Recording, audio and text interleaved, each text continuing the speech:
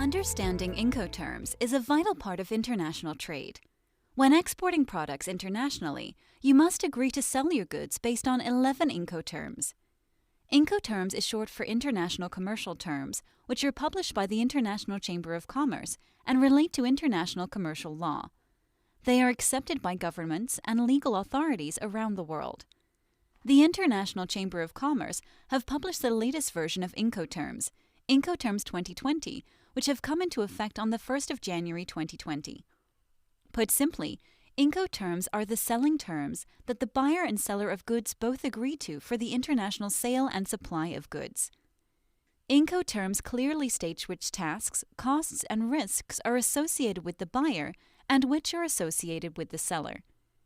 The Incoterm states when the seller's costs and risks are transferred onto the buyer. This chart displays Incoterms 2020 in an easy-to-understand format. Note, this chart should be used as a guide only. For a full and complete description, you should refer to the full version of Incoterms published by the ICC. The blue section displays the different types of Incoterms beginning from left to right. The green section shows the groups, any mode or modes of transport, and sea and inland waterway transport. The yellow section shows the freight collect terms and the freight prepaid terms. Starting from the left side is the exporter or the seller of the goods, beginning at the seller's location or warehouse. As you move along to the right, the products leave the warehouse, get loaded on board a vessel or aircraft at the port of loading, get shipped through to the port of destination, pass through customs at the arriving country, and then get delivered further through to the buyer's location. Along the way, there are set Incoterms to establish which risks and costs are agreed to be paid by the seller and which are to be transferred to the buyer.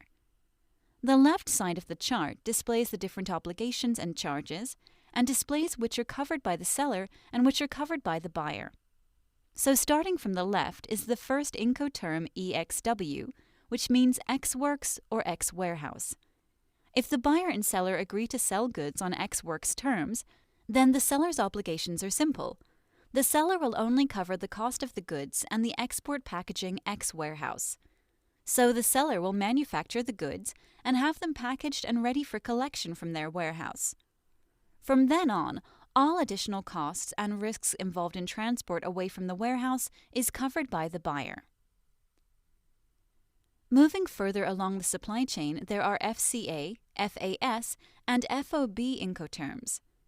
Under FCA, free to carrier, the seller will cover export duties, taxes, and customs clearance to get the products prepared for export. Under FAS, free alongside ship, the seller will cover the origin, terminal, port handling charges. Then it moves on to FOB, free on board. FOB is generally the most popular Incoterm that is used for containerized trade. When FOB terms are agreed upon, the seller's obligation is to supply the goods and also to pay for all of the additional charges involved to get the goods actually loaded on board the vessel for export. That means the seller will cover all previously mentioned charges and pay for the loading charges to get the goods loaded on board the vessel for export. As soon as the goods are loaded on board, all further associated costs and risks are transferred onto the buyer. The buyer will pay for the international freight and all charges thereafter.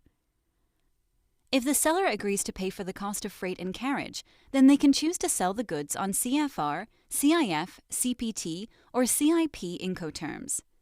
Note that CFR and CIF are similar Incoterms that cover sea and inland waterway transport. If the seller agrees to cover the cost of insurance during international sea freight, then they can sell on the CIF Incoterm.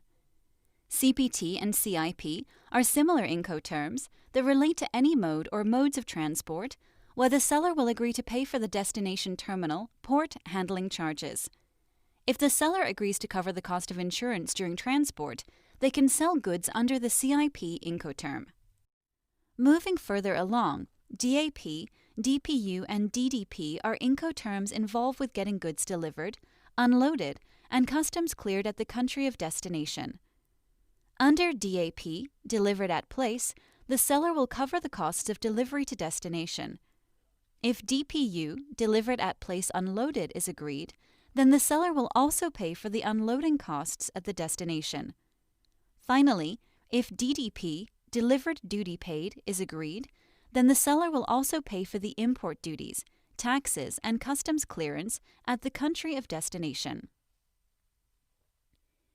If you have any detailed questions relating to Incoterms, you should refer to your freight forwarder, the International Chamber of Commerce, or other professional advice.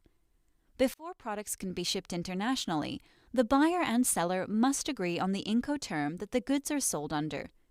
The Incoterm must be clearly stated in sales contracts and countersigned by both parties to avoid any misunderstandings. Should any disputes arise, then the details included in the documentation will be referred to. Incodocs is documentation software used by importers and exporters all over the world. It allows importers and exporters to connect to easily create all of the sales and shipping documentation required for global trade.